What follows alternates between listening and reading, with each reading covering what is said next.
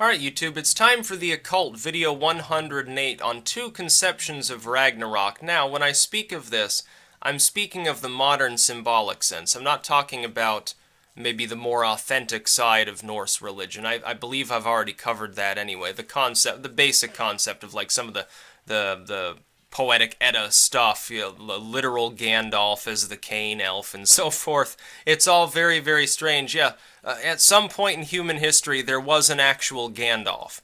He actually was some sort of sorcerer. He did physically exist. Whether we're talking about somebody who had any actual occult power or was just sort of a tall individual with a staff, remains to be seen. Appears to have wandered his way from Scandinavia down through the Danish bogs and into continental Europe at large with a band of dwarves at some time. The fact that this is actually written of in the literal historic sense is very funny. But it's time to talk about two different symbolic conceptions of Ragnarok. I'd like to point this out. In the typical Western sense, especially within Christendom, because of the existence of the doomsday sort of end times apocalypse stuff, most Christians believe, and most non-Christians, because they've been Christianized in their philosophical thinking, think of anything that ends as the total end. They don't think in terms of cycles. So, for instance, when a person dies, that's it. They're just dead. The Christian says they go to heaven or hell, but there's a stagnation of their status.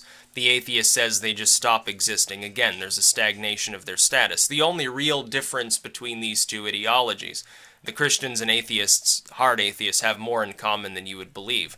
The only difference is what that end status is, whether it's non-existence or whether it's perpetual habitation of a good place or a bad place, really makes no difference. It's all about stagnancy. The pagan, typically, believes in cycles that are ongoing. For instance, Ragnarok, one conception of it in the westernized post-Abrahamic sense would be, oh, Ragnarok's the end of the world. Everyone dies. The gods go away and stuff. True, it is the end of all that. But it's also the rebirth point of a new cycle. In the more authentic pagan tradition, it's the end of one cycle after which history remains unwritten. There's not really much after that other than the arrival of some of these new beings and the general renewal of the situation. It appears to have a very great deal in common with the Ice Age. I believe that the Norse religion, if you look at like Doggerland and some of these places that were like, 10,000 years ago they were inhabited or whatever, I believe that human spirituality and in fact sophisticated man, semi-sophisticated. I'm not talking about some Atlantis crap. I'm talking about people that maybe they were in Copper or Bronze Age levels 10,000 years ago. I believe that it existed before the last Ice Age. I do not believe that man simply magically develops all the technology that he has in the course of about 5,000 years. I don't see it as possible. I think that there was already a rudimentary human culture, or multiple rudimentary human cultures that had advanced to some degree of sophistication before the last Ice Age. All remnant of them was wiped out by the Ice Age. Either the waters that were rising thereafter flooded out what was left of them, Doggerland, some of these places. India has a tale of some offshore city that was buried by the water as it began to rise. It's entirely possible that would have spawned perhaps the Indus Valley civilization. And or the approaching glaciers just ground all of their remnants to a pulp. I'm not talking about people who lived in some golden utopian time. I'm simply saying I believe the oral history, the actual core tradition, that is wildly different in something like the Eddas than it would have been originally. I will admit that. Maybe it wasn't Gandalf, maybe it was Gundalf or something like that. Goes back before the last Ice Age. Yeah, I believe human culture is tens of thousands of years older than most people believe. I look at Göbekli Tepe, and I find it difficult to believe that people who only a few centuries earlier were literally nothing more than hunter-gatherers, didn't have farming, didn't have anything beyond primitive stone tools and maybe working copper tools in a very few instances.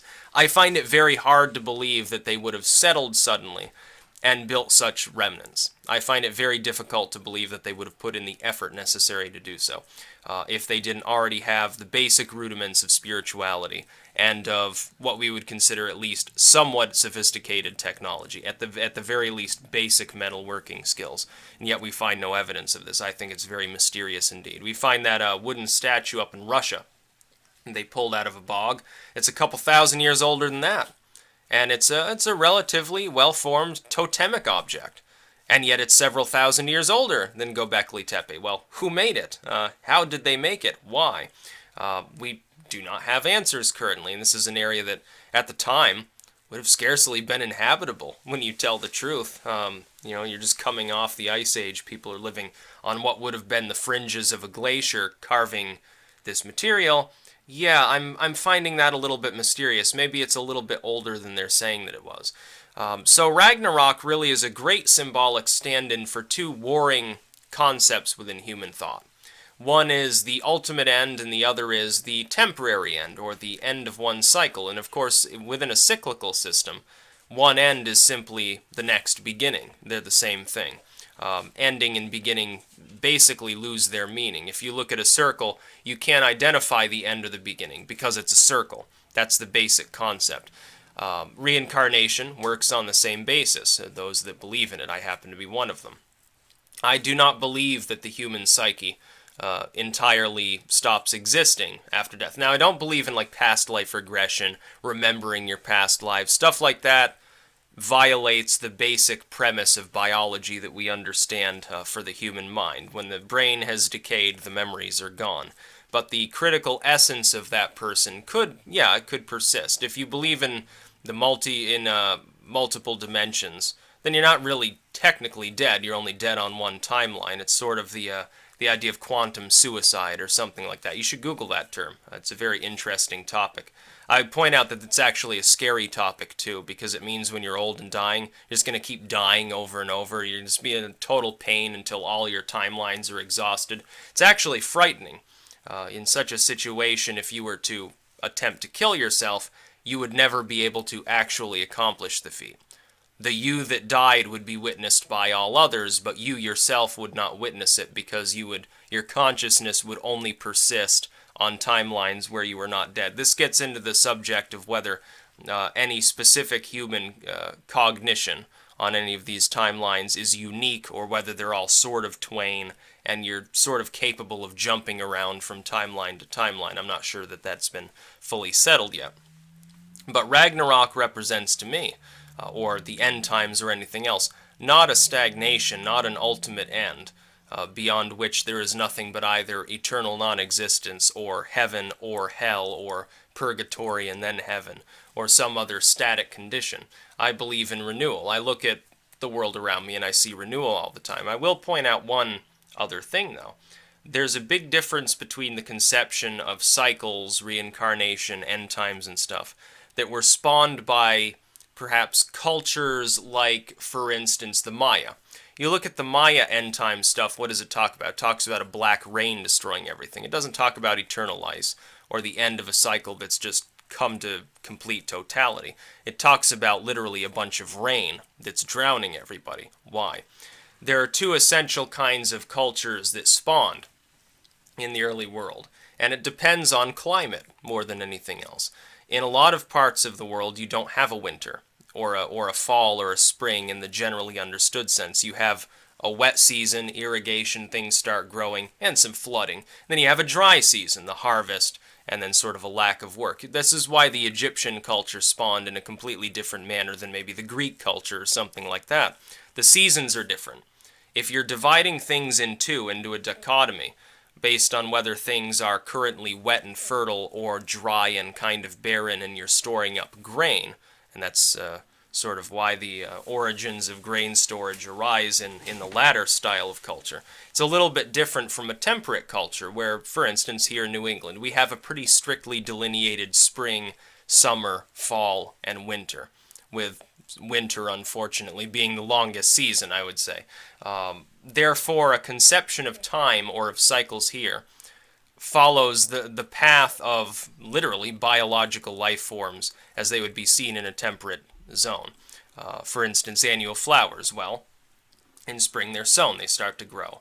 In summer they're flourishing, they start to flower. In fall they give forth their seed and begin dying. In winter they are dead. The seeds then come to the next generation. The cycle begins anew. It doesn't end. The original plant's dead. Its clones are all very much alive, and in many cases they're literal clones. It's actually kind of strange to think about. Oh shit, I'm growing an army of cloned flowers here in some cases. You could start with one flower if it's self-pollinating and clone it forever, basically, with very little crossover, very little genetic variation going on there, a little bit of incest guided by some honeybees or bumblebees or something like that. It's all very strange. In a wet and dry situation where you only have 2 seasons, it's going to be a little bit different. It's sort of like an on-off switch versus a full cycle.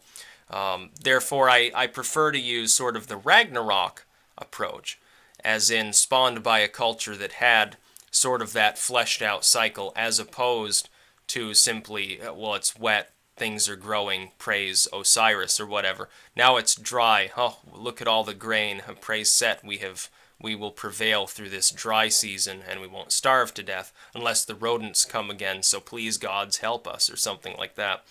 It's a better stand-in, I think, symbolically, for the way in which cycles work. Now, Ragnarok, or the apocalypse, or whatever people conceive of it to be, is not the end of a cycle. It's not the end of all time. It's like the Mayan calendar, as one last aside.